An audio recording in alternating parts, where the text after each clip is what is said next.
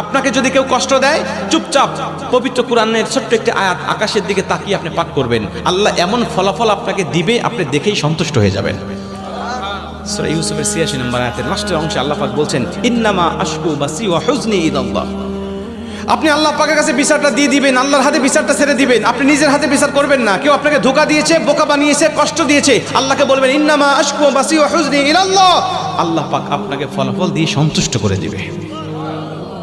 আপনাকে যদি কেউ কষ্ট দেয়, চুপচাপ পবিত্র কোরআনের ছোট্ট একটি আয়াত আকাশের দিকে তাকিয়ে আপনি পাঠ করবেন, আল্লাহ এমন ফলাফল আপনাকে দিবে, আপনি দেখেই সন্তুষ্ট হয়ে যাবেন। সূরা ইউসুফের ৮৬ নম্বর আয়াতের লাস্টের অংশে আল্লাহ পাক বলছেন, ইন্নামা আশকু বাসি ওয়া হুজনি ইলাল্লাহ। আপনি আল্লাহ পাকের কাছে বিচারটা দিয়ে দিবেন, আল্লাহর হাতে বিচারটা ছেড়ে দিবেন, আপনি নিজের হাতে বিচার করবেন না। কেউ আপনাকে ধোঁকা দিয়েছে, বোকা বানিয়েছে, কষ্ট দিয়েছে, আল্লাহকে বলবেন ইন্নামা আশকু বাসি ওয়া হুজনি ইলাল্লাহ। আল্লাহ পাক আপনাকে ফলাফল দিয়ে সন্তুষ্ট করে দিবে।